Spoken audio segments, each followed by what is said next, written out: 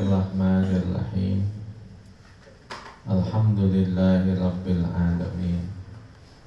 Wassalatu wassalamu ala sayyidina wa maulana Muhammad wa ala alihi wa sahbihi ajma'in. Amma ba'd.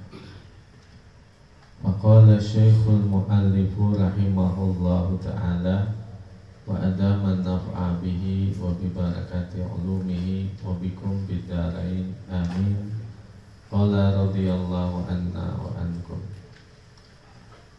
Qala radhiyallahu anhu faslun bi masaila manturatin. Ini satu pasal di dalam masalah-masalah yang tersebar. Syurutus sholati khamsatu. Syarat-syarat sholat itu ada 5.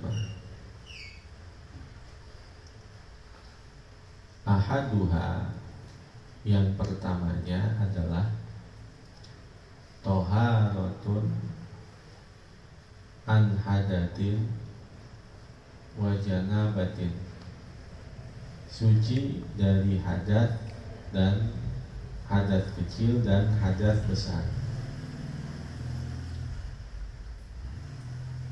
Wa maqasidut toharoti arba'atun, dan maqasid toharoh itu ada 4. Ada maqasid, ada wasail. Kemarin itu wasail itu artinya adalah penghantar-penghantar, perantara-perantara.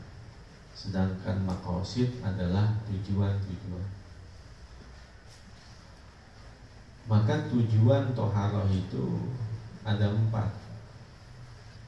Yang pertama al-wudu'u, yang kedua wal ghuslu, yang ketiga wat tayammumu, dan yang keempat wa izalatun najasati. Wudu, mandi, tayammum, menghilangkan najis, itu adalah maqasidut toharoh. Wa wasailuha arba'atun, dan wasilah-wasilahnya itu, perantara-perantaranya itu ada 4. Yang pertama al-miyahu, air. Yang kedua wat-turabu, debu. Yang ketiga wad-dabiru, alat penyamak. Yang keempat wahajarul istinjai, batu istinja. Air, debu, alat penyamak, dan batu istinja. Dalam bab tentang istinja ada ketentuan harumal jima'u ala mustajmirin bil ahjar. Hukumnya haram melakukan hubungan badan untuk orang yang beristinja menggunakan batu. Apabila dia haram berhubungan badan dengan sebab istinja dengan batu, kira-kira bagaimana orang yang kencing gak kecebok lagi? Dikatakan haram karena apabila dia istinja menggunakan batu, ainun najasah tazulu bil hajar wa athrun najasah tazulu bil ma. Ain najis itu hilang dengan batu, tapi asrun najasah, bekas-bekas najis itu tersisa, hanya bisa hilang dengan air. Sehingga waktu dia hubungan badan, sedangkan dia istinja pakai batu, air kencing itu masih ada di kulupnya, itu asrun najasahnya. Walaupun ainun najasahnya udah hilang, tapi asrun najasahnya belum hilang.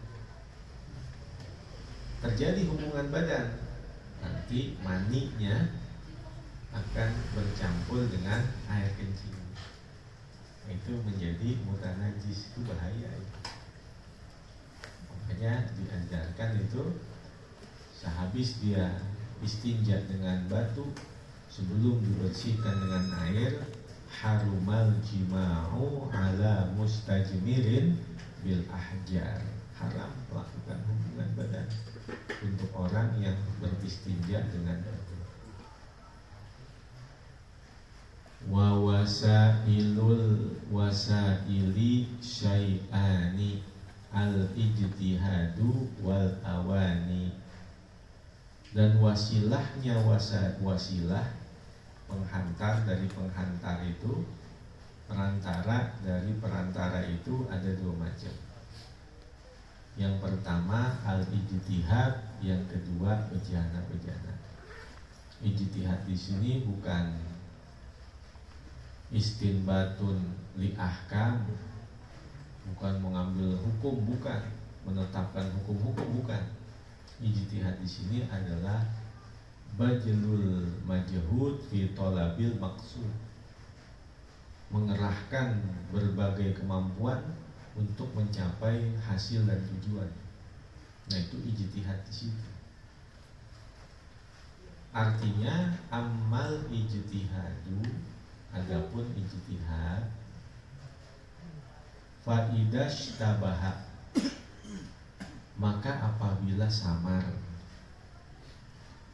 tahuru ma'in au turabin bimutanajisin, sucinya air atau debu, bimutanajisin, dengan mutanajis, air debu tersamarkan dengan mutanajis,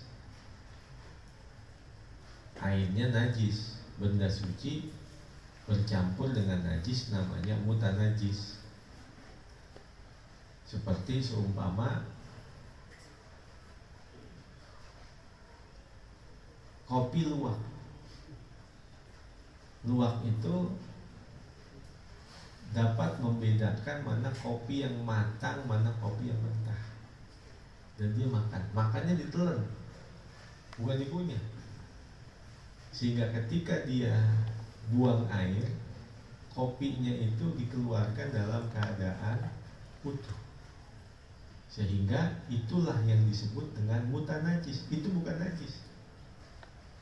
Jangan sampai Anda bilang itu tai dihalalin. Bukan tai dihalalin, itu bukan najis, itu mutanajis. Jadi kopi yang dimakan oleh luwak dikeluarin dalam keadaan utuh, itu mutanajis. Maka ketika dibersihkan, dicuci, nah itu jadi suci lagi. Kenapa kopi luwak itu nikmat? Karena luwak itu mencium aroma kopi yang matang. Yang dia makan itu yang matang-matang aja. Ketika dikeluarkan, bentuk hukumnya adalah awal mutanajis, sehingga dicuci. Kalau langsung digiling tanpa dicuci, baru itu menjadi najis. Artinya udah berpadu, tadinya di luar ke dalam-dalam. Jadi mutanajis ya, bukannya najis. Amal ijtihadu, adapun ijtihad, faidash tabaha, maka apabila samar, tahuru ma'in au turabin, sucinya air atau sucinya debu, bimutanajisin minhuma, dengan benda-benda yang mutanajis dari keduanya, ijtihada wujuban, maka dia berijtihad secara wajib. Illam yakdir alal yakin, apabila dia tiada mampu atas keyakinan, wajib ijtihad untuk menentukan antara yang suci dengan yang mutanajis. Lalu yang kedua, wajawazan, hukum ijtihad boleh.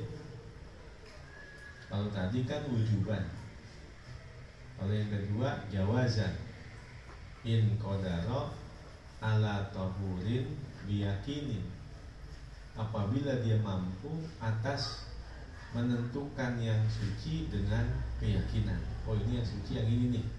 Nah, ijtihadnya jawaz. Tapi kalau dia samar, mana yang suci, mana yang mutanajis, maka hukum berijtihad adalah wajib. Ka'an kana ala syatti nahlin, seperti bahwa adalah ia berada di pinggir sungai. Wastakmala ma zonnahu tahuran, dan ia menggunakan apa yang ia meyakininya dalam keadaan suci. Itu hukum ijtihadnya jawazan. Wa idashtabaha, dan apabila tersamarkan, samar, ma'un wa ma'u wardin munqati'ur raihati, air dan air mawar, munqati'ur raihati, yang sudah hilang baunya. Antara air dengan air mawar samar nih, cuman bedanya itu air mawar baunya udah hilang, baunya udah gak ada. Munqati'ur raihah, ini di sini air biasa, ini di sini air mawar. Sedangkan satu sisi hukum air mawarnya itu baunya udah gak ada, wanginya udah gak ada, udah sama aja, bening-beningnya udah kayak air. Bagaimana untuk dia bersuci? Tawaddo'a bikulli marrotin, maka dia berwudu dengan tiap-tiap satu kali. Wudu pakai air yang di sini, wudu juga pakai air yang di sini, dua-duanya dia pakai. Itu namanya ijtihad, kehati-hatian. Wudu yang di sini pakai air yang dihukumkan air, pakai air yang dihukumkan air mawar, tapi baunya udah nggak ada. Di sini wudu, sini wudu, dua-duanya dia wudu.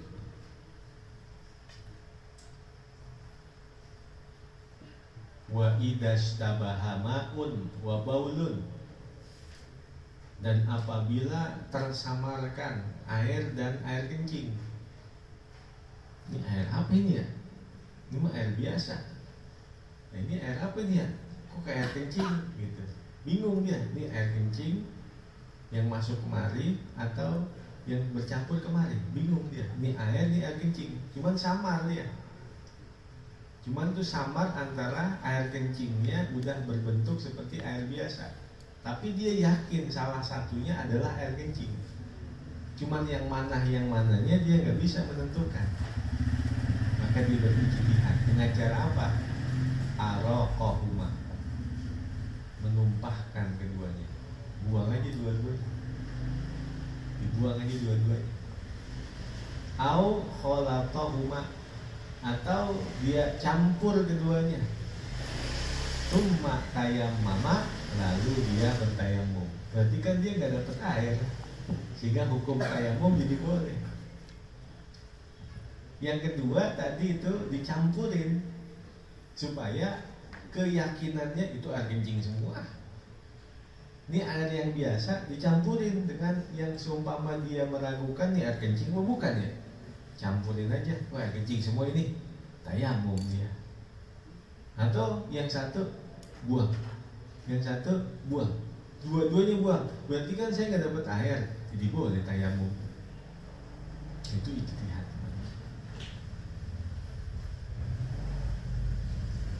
Walil ijtihadi syurutun, dan untuk ijtihad itu memiliki syarat-syarat.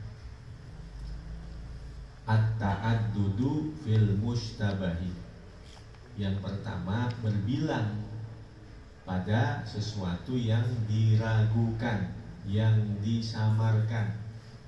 Mustabah, jadi nggak cuma satu, harus ada dua, berbilang. Ini air biasa, ini air kencing, atau ini air biasa, ini air mawar. Kalau ini air biasa, ini air mawar, dua-duanya. Karena hukum air mawar kan suci. Tapi kalau dia ragu ini air biasa atau ini air kencing, atau yang mana air kencing, mana yang air biasa, maka caranya yang pertama tadi tumpahin aja dua-duanya, atau campurin aja jadiin satu. Berarti kan yakin dia air kencing semua. Baru kemudian dia bertayamum. Nah itu namanya at-ta'addudu bil mustabahi, berbilang sesuatu yang disamarkan itu. Yang kedua, wa asliyatut toharoti fihi, asal bersuci itu ada di dalamnya, yaitu air. Yang disamarkan itu adalah untuk bersuci, yaitu air. Wa kaunul alamati laha fihi majalun, dan keadaan tanda baginya mengandung di dalamnya majal. Apa itu? Ai madkhalun kal awani wa thiyami, artinya tempat masuknya seperti bejana dan pakaian. Bi khilafi ikhtilatil mahrami biniswatin, berbeda dengan bercampurnya mahram, wanita-wanita mahram dengan perempuan-perempuan yang lain. Itu sih jelas. Kalau najis nempel di pakaian itu kan gak jelas. Kalau najis sedikit air kencing nyampur di air itu kan gak jelas. Tapi wanita mahram ngumpul sama perempuan-perempuan, emang dia gak kenal. Seumpama begini, seorang suami ketika melakukan hubungan badan dengan istrinya, tapi dia bayang-bayangin wanita yang lain, itu dapat sanksi hukum sama seperti hukum perzinahan itu, gara-gara pasal niat. Jadi dia bayangin waktu melakukan hubungan badan, dia bayangin nikah adilah gitu, apa gitu. Itu sama seperti melakukan hubungan badan itu, melakukan perzinahan dia, gara-gara pasal niat itu, gara-gara niat itu. Tapi sebaliknya, walaupun dia sudah melakukan itu, namun dia nggak dianggap melakukan perzinahan. Seperti ketika tersamarkan antara istri dengan adiknya karena lampunya gelap, akhirnya dia nyangka itu istrinya, terjadi hubungan badan. Selesai melakukan hubungan badan, pas dia lampu nyala, gak taunya adiknya, adik iparnya, adik bininya. Maka dia tidak dihukumkan orang yang melakukan perzinahan. Cuma pertanyaannya, lu dari tadi diem aja ya?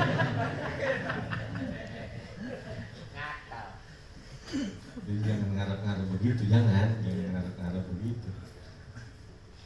Walaupun benar-benar terjadi hubungan badan, nggak dihukumkan perzinahan itu. Tetapi dia tidak melakukan perzinahan, dihukumkan perzinahan dengan sebab niatnya itu. Hubungannya halal dengan istri, tapi dia bayang-bayangin wanita yang lain, sama seperti dia melakukan perzinahan. Tapi nyata-nyata dia melakukan perzinahan, gak dihukumkan perzinahan apabila dalam keadaan yang seperti tadi, gak ada unsur kesengajaan. Ya. Yang tadi niat itu kena hadir. Yang tadi yang pertama, oh enggak kena. Hal seperti hukum dosanya, nggak kena hukum dia dicambuk gitu. Itu hanya babnya bab pasalnya. Makanya di Al-Asbah wan Nazair itu, di Al-Imam Jalaluddin Suyuti itu dimasukin pada bab niat itu. Di kitab Al-Asbah wan Nazair itu dimasukin bab niat. Seumpama orang itu semaksiat-maksiatnya, sekafir-kafirnya di dalam kehidupan dunia, umurnya 60 tahun, tetapi disiksa oleh Allah di neraka selama-lamanya, nggak pakai hitungan tahun. Apa iya di 60 tahun ini dipakai buat maksiat semua? Sedikit pun dia nggak ada melakukan kebaikan gitu. Pasti ada kebaikan-kebaikannya. Tapi kenapa dibalas oleh Allah di neraka ini orang kafir selama-lamanya? Karena pasalnya pasal niat. Karena dia seandainya dikasih umur 1000 tahun, 1.000.000 tahun, pasti niatnya mau kafir terus. Jadi bukan karena perbuatannya, tapi gara-gara niat. Begitu juga orang muslim, orang mukmin. Sealim-alimnya, sebaik-baiknya, sesoleh-solehnya orang mukmin, orang muslim dalam kehidupan dunia seumpama 60 tahun, apakah di 60 tahun itu dia nggak pernah berbuat dosa? Apakah semuanya dipakai buat kebaikan? Pasti ada dosanya. Apakah 60 tahun itu dipakai buat benar semuanya? Enggak. Tapi kenapa dibalas oleh Allah dengan surga selama-lamanya? Karena pasalnya pasal niat.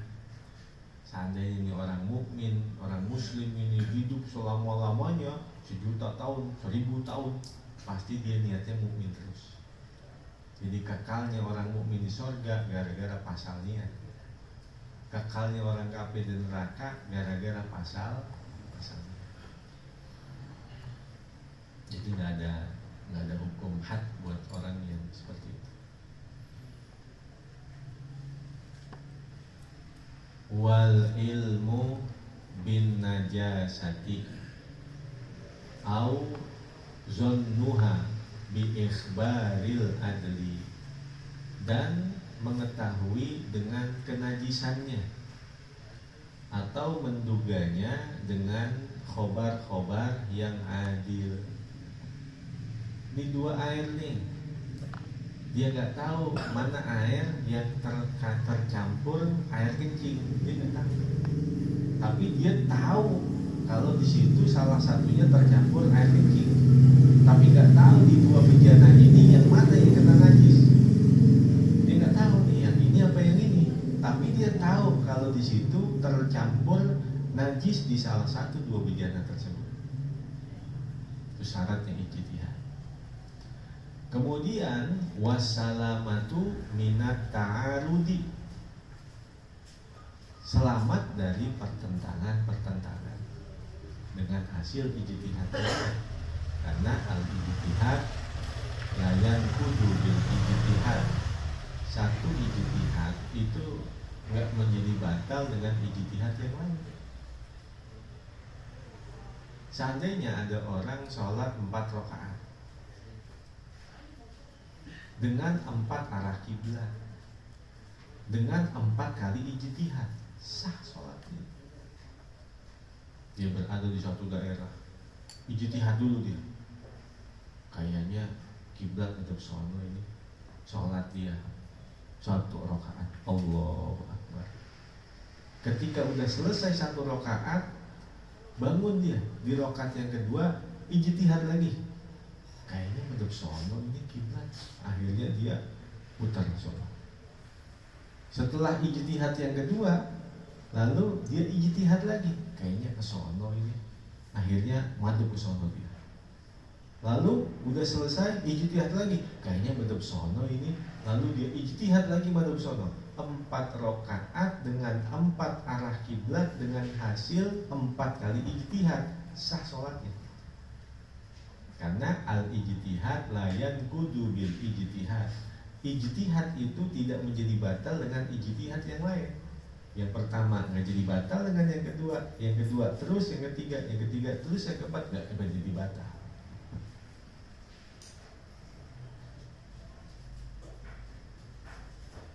Wa baqaul mustabihaini ila tamamil ijtihadi, dan tetapnya 2 yang disamarkan sampai sempurnanya ijtihad. Falawin sobba ahadahuma bitamamihi, seandainya ia menuangkan salah satu dari keduanya dengan sempurnanya, au talapa atau dia melenyapkannya, dibuang, imtana'al ijtihadu, maka terhalanglah ijtihadnya itu. Kalau udah satu dengan yang satu dicampurin, atau yang satu dengan yang satu dibuang dua-duanya, berarti ijtihadnya udah terhalang, udah gak ada ijtihad lagi di situ. Kalau udah begitu, wa yatayammamu wa yusolli min ghairi i'adatin, dan dia bertayamum dan sholat min ghairi i'adatin, dari tanpa mengulang. Karena seolah-olah dia tidak mendapatkan air. Wa illam yulqi ma baqiya, seandainya tiada ia menumpahkan sisanya, wal hasru fil mustabahi, dan dibatasi dengan yang samar tersebut,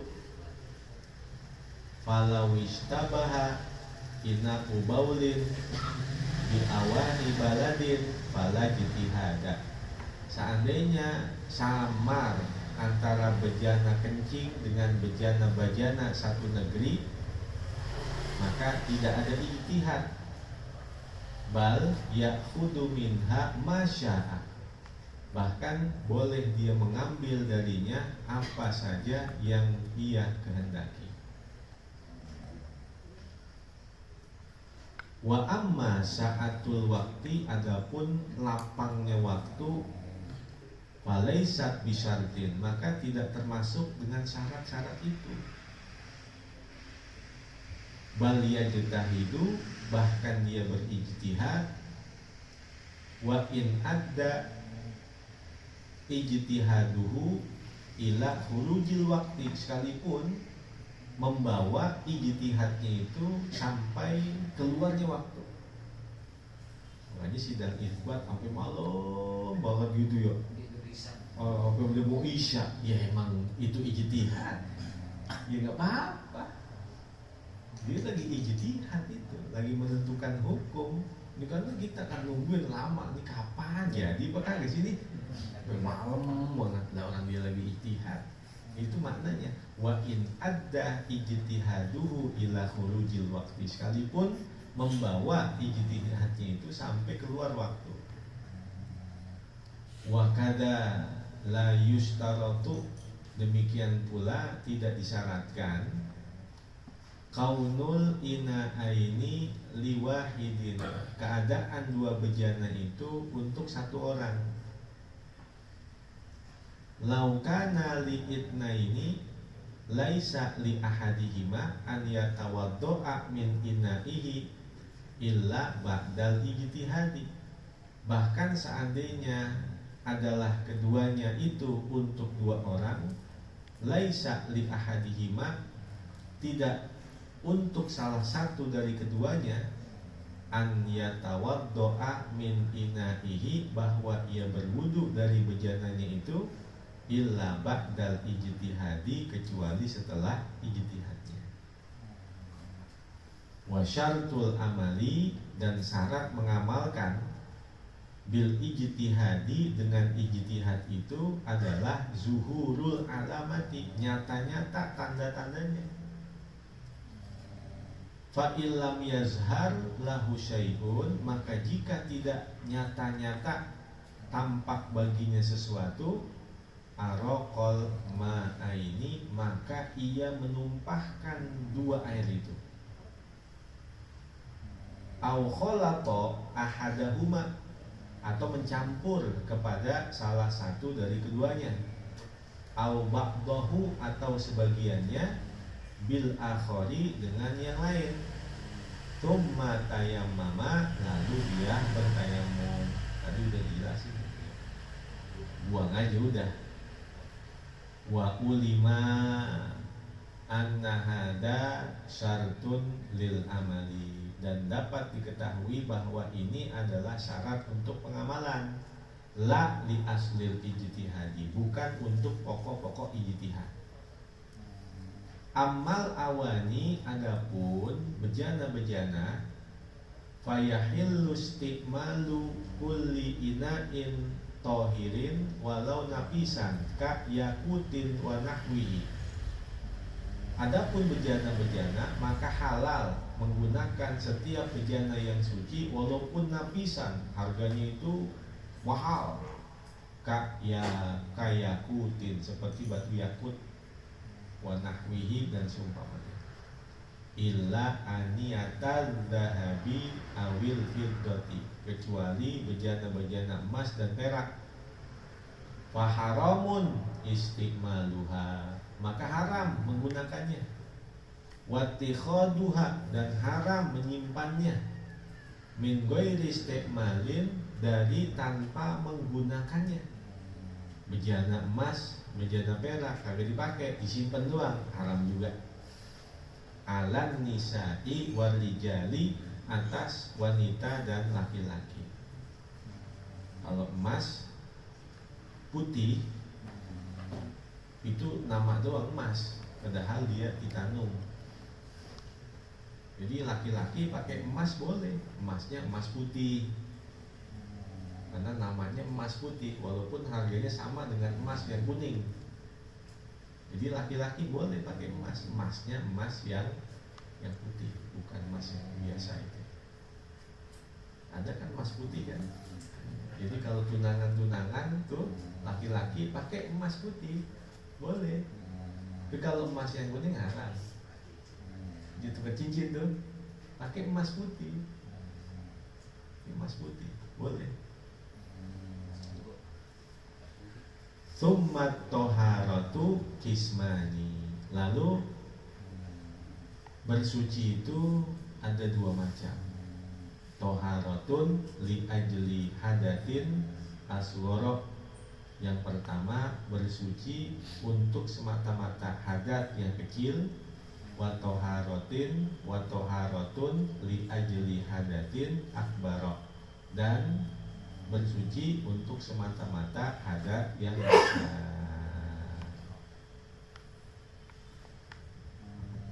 Cukup ya?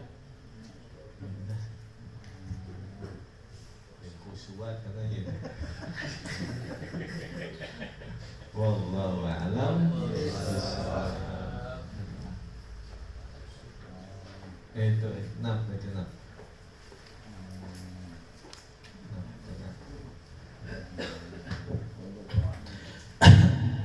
Bismillahirrahmanirrahim.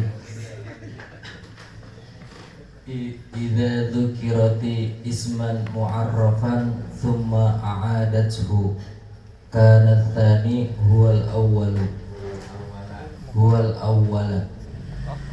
wa idza dzukirati isman nakiratan thumma a'adathu kana tsani ghairal awwali. Nahwu inna ma'al usri yusran, fa inna ma'al usri yusran.